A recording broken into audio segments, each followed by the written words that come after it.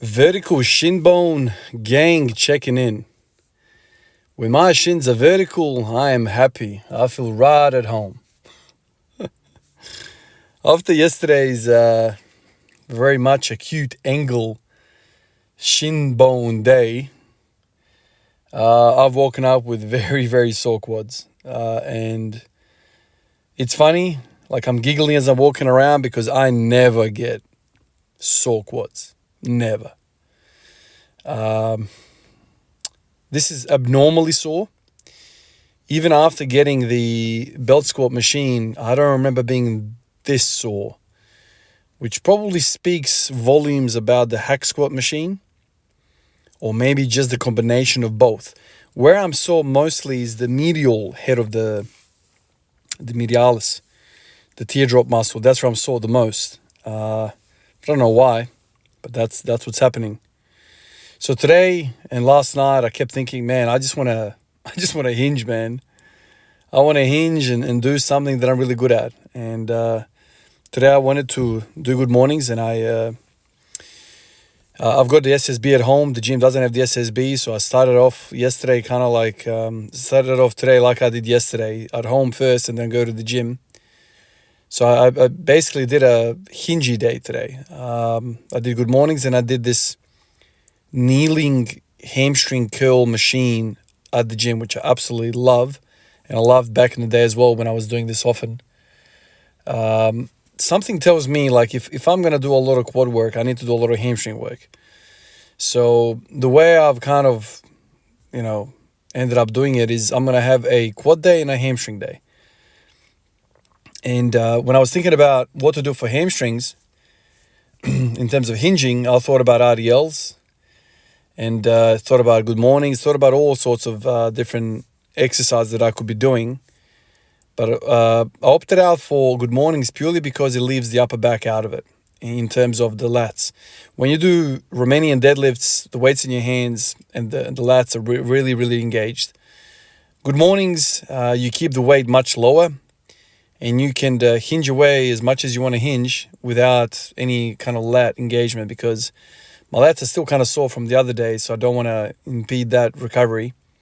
So here I am doing good mornings, and I've made many, many videos, and I've written a lot about good mornings and the wonderful nature of them on my body through the journal for a number of years now. Good mornings are amazing, absolutely amazing. When you do good mornings and you do the GHD back raises, you're basically in hinging heaven. Very comfortable with this movement pattern. This is me. This is where my strength is, and this is where my squatting power is, as funny as it all sounds. I just feel comfortable doing that. And I don't feel comfortable, when my shin bones are, something other than vertical. So today, spent a lot of time on the hamstrings. I reckon I'm going to be sore tomorrow. The hamstrings feel a little bit fuzzy now. Man, this annual leave so far has been a lot of freaking hard work, man. I'm sleeping a lot, which is excellent. I'm eating a lot, which is excellent. I'm training hard, which is excellent. It just goes to show you how much work you can put in when you have just that a bit of free time, man. You can go to the gym, you can experiment with some of these exercises and get after it. But what the last few days has taught me is this idea that this quad to hamstring ratio. I've heard a lot of people talk about this. A lot of people talk about hamstrings, glutes, hamstring glutes. Definitely the Louis Simmons boys and all that gang surrounding the powerlifting back in the day. All they ever talked about was hamstrings and glutes. When you listen to athletics coaches talk about hamstrings and glutes, it's always, this is what you need to do, this is what you need to do. It's almost like very rare to hear somebody talk about quads. And maybe I've consumed a lot of that information over the years, and maybe that's what's kind of led me into this hingy movement pattern, which I think is gone to an extreme now, and I have the opposite of what they were talking about. Maybe the general population has weak hamstrings and glutes, and therefore have an increased prevalence of lower back injuries because of that. I don't know. I don't know. I would love to know if there's like a study about this, whether the majority of population out there is quad dominant. Frankly, I find that hard to believe because, sure, if you are of Asian descent, if you're of, I don't know, I think Asian descent's more so prevalent to be quad dominant. But it's about leverage. It's about the way you built your stature. And I guess some parts of the world, people have predispositions for a certain type of body type. Not to say, I'm Serbian and I have long femurs and all Serbians are like that. Absolutely not. I've got people in my family that are taller than me and are quad dominant, can squat perfectly, flat-footed, Asian squat, straight down, no problem. But these same people, don't have glutes, don't have hamstrings, can't squat, can't deadlift. So if you were to think about what would you rather have, which extreme, I think it's probably better to be of the posterior chain because you're just safer. You're safer today, like in day-to-day life, and you're probably going to be a better athlete if you are posterior chain dominant. I could be wrong by this, but I just feel like the glutes are the king of all movement. So the posterior chain has the glutes on their map. So if you're posterior chain dominant, you're pretty much going to have strong glutes, somewhat strong hamstrings, and you're going to therefore have a protected lower back. And how, if you think about all the injuries that people have in their life, the most debilitating one probably, no injuries is fun, but the most debilitating one is the lower back injury. And especially in workplaces, people that are not sitting in a chair for a living, well, even those people, probably even more so. But people that are, up and about and actually using their body to work, they run the high risk of injuring themselves if they are, let's say, quad dominant and just have these little threads connecting their posterior chain. Because once that thing goes, man, you're pretty much then just resting on your skeletal system and just resting on those poor discs in between the vertebra.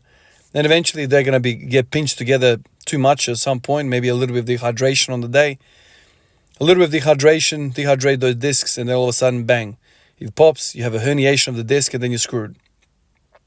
So I remember in my early days when I had my little back scare, when I heard a pop in my lower back and then pain down my leg, lots of pain. That was kind of the turning point in me, and ever since then, I've just gone crazy on the posterior chain. In my early days in the gym, I used to do leg extensions. Like every kid that walks into the gym thinking legs are made up of quads. That is it. So you do leg extensions. I've had some influences in my life that have basically facilitated my natural leverage of posterior chain. So all I ever freaking did was, hamstring curls and glutes, and I consumed that information day in, day out. That's all you really need to do to squat. Let's be honest, I've had pretty good results. I have not injured my back ever since that day, some 15 years ago. Never had back problems, never really had knee problems. When I first started squatting every day in this journey, I had a little bit of like clicky knee. I think it was my right knee would click halfway down. It was just like a noticeable, not knee popping that sometimes you guys hear, me having. It was like a knock, almost like the patella was like jumping out of its groove, like a very gross knock, like the patella was shifting. And I fixed that by stretching my hips, and that was a short-lived problem. But other than that, man, I haven't really had any problems other than the obvious problem, which I've had, the hip problem. Which, is that related to me being too posterior chain dominant? Possibly. When everything you do is a posterior chain movement pattern, maybe some of these hip muscles were not coping. I don't know. Or maybe the hip muscles were imbalanced. The glute max, and especially the anterior pelvic tilt. This is something where I struggle to kind of process some of this information because, okay, so I am posterior chain dominant. Cool. But then why do I have an anterior pelvic tilt? And you kind of sit there, you're like, well, that because your quads are so weak, they've gotten tight. And they're yanking on the front of the hip, and making that anterior tilt because it's so weak. And as we know, this is kind of like a rule of thumb. It's not 100% accurate all the time, but a weak muscle is a tight muscle. Strong muscle is a long muscle. So this is kind of like, something in physiotherapy that's kind of referred to is like, don't just stretch, you need to strengthen, because the strengthening process will allow the nervous system to relax and let go of that protective status of innervating that muscle in a way to protect it. Because if you think about it, like a rubber band, if you allow the rubber band to stretch really, really far and it's really thin, it's going to snap.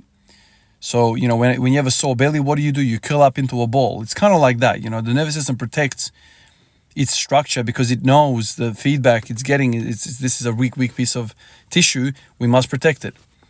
So whether that's kind of what happened with my quads over the years, especially always loading it up heavy, I don't know. There's a lot to process there. And human movement is not, it's not simple. For the most part, we all have different variations of leverages and whatnot, and you got to work it out. But all I know is keeping it simple. I like to hinge and I don't like to squat. Like squatty movements give me trouble. Hingy movements, I feel at home. Good mornings, after not doing good mornings, I don't know for how long, I can do 140 for 5. It's just, and the only reason I couldn't get any lower is because my hamstrings are, tight. I haven't been stretching either, but it's still, I have the ability to do it. No pain, no nothing. I could have gone 160 for 1, probably. I don't even know, maybe 180 for 1. Who knows? But that would be risky after not doing it for a little while. But it's just an interesting concept to kind of think to yourself that everyone always talks about posterior chain, but the opposite is rarely talked about. I don't know why that is. Because both extremes are not good. You need the balance. But maybe if you were to pick which extreme is better, probably posterior chain. I don't know if you agree with that. It's probably the better one to have, purely because of the lower back protection. Appreciate you guys. I'll catch you in the next one. Peace out.